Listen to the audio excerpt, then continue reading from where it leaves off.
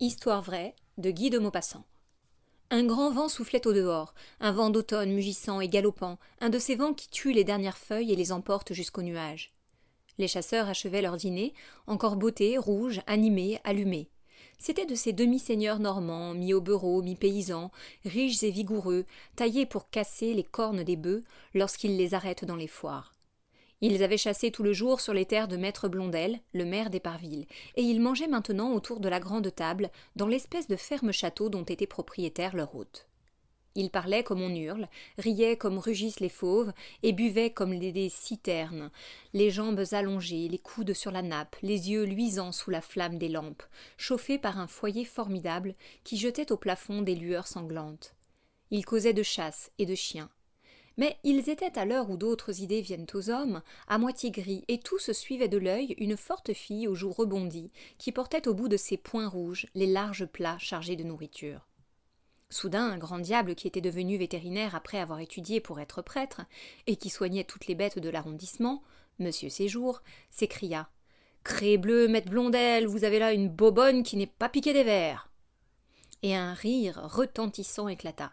Alors un vieux noble déclassé, tombé dans l'alcool, monsieur de Varnetot, éleva la voix. « C'est moi qui ai eu jadis une drôle d'histoire avec une fillette comme ça. Tenez, il faut que je vous la raconte. Toutes les fois que j'y pense, ça me rappelle Mirza, ma chienne, que j'avais vendue au comte d'Aussonnel et qui revenait tous les jours, dès qu'on la lâchait, tant elle ne pouvait me quitter. À la fin, je me suis fâchée et j'ai prié le comte de la tenir à la chaîne. Savez-vous ce qu'elle a fait, cette bête ? Elle est morte de chagrin. Mais pour en revenir à ma bonne, v'là l'histoire. J'avais alors 25 ans, et je vivais en garçon dans mon château de Villebon. Vous savez, quand on est jeune et qu'on a des rentes et qu'on s'embête tous les soirs après dîner, on a l'œil de tous les côtés. Bientôt, je découvris une jeunesse qui était en service chez Desboulteaux de Cauville. Vous avez bien connu Desboulteaux, vous, Blondel. Bref, elle m'enjôla si bien la gredine que j'allais un jour trouver son maître et je lui proposai une affaire. Il me céderait sa servante et je lui vendrais ma jument noire, Cocotte, dont il avait envie depuis bientôt 2 ans. Il me tendit la main. Topez-la, monsieur Varnetot. C'était marché conclu. La petite vint au château et je conduisis moi-même à Cauville ma jument, que je laissai pour 300 écus. Dans les premiers temps, ça alla comme sur des roulettes. Personne ne se doutait de rien, seulement Rose m'aimait un peu trop pour mon goût. Cet enfant-là, voyez-vous, ce n'était pas n'importe qui. Elle devait avoir quelque chose de pas commun dans les veines. Ça venait encore de quelque fille qui aura fauté avec son maître. Bref, elle m'adorait. C'était des cajoleries, des mamours, des petits noms de chiens, un tas de gentillesse à me donner des réflexions. Je me disais, faut pas que ça dure, ou je me laisserai prendre. Mais on ne me prend pas facilement, moi. Je ne suis pas de ceux qu'on enjôle avec 2 baisers. Enfin, j'avais l'œil, quand elle m'annonça qu'elle était grosse. Pif, pan! C'est comme si on m'avait tiré 2 coups de fusil dans la poitrine. Et elle m'embrassait, elle riait, elle dansait, elle était folle, quoi. Je ne dis rien le premier jour, mais la nuit, je me raisonnais, je pensais « Ça y est, mais il faut parer le coup et couper le fil, il n'est que temps. » Vous comprenez, j'avais mon père et ma mère à Barneville, et ma sœur mariée au marquis d'Ispard à Rolbec, à 2 lieues de Villebon, pas moyen de blaguer. Mais comment me tirer d'affaire ? Si elle quittait la maison, on se douterait de quelque chose et on jaserait. Si je la gardais, on verrait bientôt le bouquet. Et puis je ne pouvais pas la lâcher comme ça. J'en parlais à mon oncle, le baron de Creteuil, un vieux lapin qui en a connu plus d'une, et je lui demandai un avis. Il me répondit tranquillement. « Il faut la marier, mon garçon. » Je fis un bond. « La marier, mon oncle ? Mais avec qui ?» Il haussa doucement les épaules. « Avec qui tu voudras. C'est ton affaire et non la mienne. Quand on n'est pas bête, on trouve toujours. » Je réfléchis bien 8 jours à cette parole, et je finis par me dire à moi-même. « Il a raison, mon oncle. » Alors je commençai à me creuser la tête et à chercher. Quand un soir le juge de paix, avec qui je venais de dîner, me dit « Le fils de la mère Paumelle vient encore de faire une bêtise. Il finira mal, ce garçon-là. Il est bien vrai que bon chien chasse de race. » Cette mère Paumelle était une vieille rusée dont la jeunesse avait laissé à désirer. Pour un écu, elle aurait vendu certainement son âme et son garnement de fils par-dessus le marché.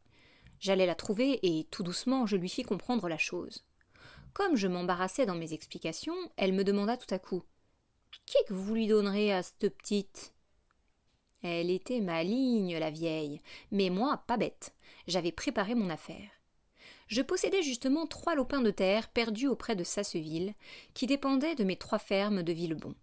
Les fermiers se plaignaient toujours que c'était loin. Bref, j'avais repris ces 3 champs, 6 acres en tout, et comme mes paysans criaient, je leur avais remis, pour, jusqu'à la fin de chaque bail, toutes leurs redevances en volailles. De cette façon, la chose passa. Alors, ayant acheté un bout de côte à mon voisin M. Daumonté, je faisais construire une masure dessus, le tout pour 1500 francs. De la sorte, je venais de constituer un petit bien qui ne me coûtait pas grand-chose, et je le donnais en dot à la fillette. La vieille se récria. Ce n'était pas assez, mais je tins bon et nous nous quittâmes sans rien conclure. Le lendemain dès l'aube, le gars vint me trouver. Je ne me rappelais guère sa figure. Quand je le vis, je me rassurai. Il était pas mal pour un paysan, mais il avait l'air d'un rude coquin. Il prit la chose de loin, comme s'il venait acheter une vache.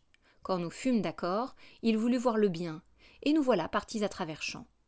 Le gredin me fit bien rester 3 heures sur les terres. Il les arpentait, les mesurait, en prenait des notes, qu'il écrasait entre ses mains, comme s'il avait peur d'être trompé sur la marchandise. La masure n'étant pas encore couverte, il exigea de l'ardoise au lieu de chaume, parce que cela demande moins d'entretien. Puis il me dit « Mais le mobilier, c'est vous qui le donnez ?»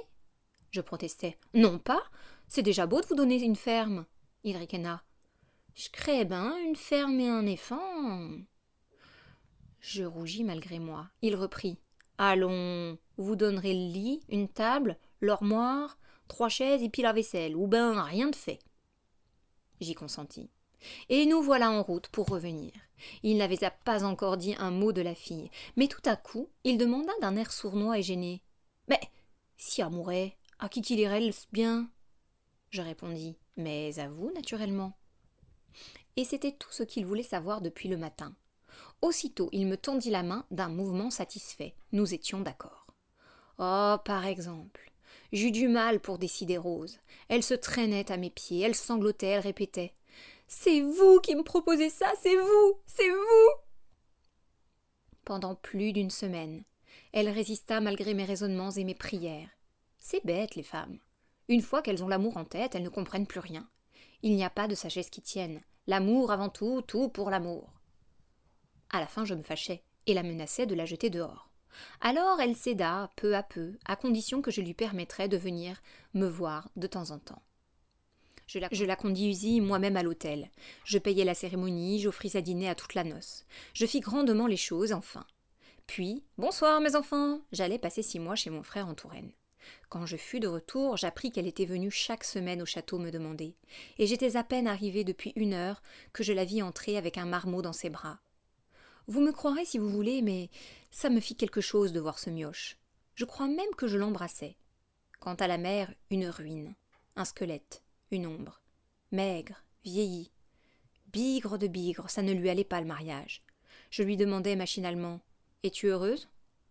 Alors elle se mit à pleurer comme une source, avec des hoquets, des sanglots, et elle criait « je ne peux pas me passer vous maintenant, j'aime mieux mourir, je ne peux pas !» Elle faisait un bruit du diable. Je la consolai comme je pus et je la reconduisis à la barrière. J'appris en effet que son mari la battait et que sa belle-mère lui rendait la vie dure, la vieille chouette. 2 jours après, elle revenait, et elle me prit dans ses bras, se traîna par terre. « Tuez-moi, mais je ne veux pas retourner là-bas !» Tout à fait ce qu'aurait dit Mirza si elle avait parlé. Ça commençait à m'embêter toutes ces histoires, et je filais pour 6 mois encore. Quand je revins, j'appris qu'elle était morte 3 semaines auparavant, après être revenue au château tous les dimanches, toujours comme Mirza. L'enfant aussi était mort 8 jours après. Quant au mari, le madré coquin, il héritait. Il a bien tourné depuis, paraît-il. Il est maintenant conseiller municipal. Puis M. de Varnetot ajouta en riant « C'est égal, c'est moi qui ai fait sa fortune à celui-là. » Et M. Séjour, le vétérinaire, conclut gravement en portant à sa bouche un verre d'eau-de-vie. « Tout ce que vous voudrez, mais des femmes comme ça, il n'en faut pas. »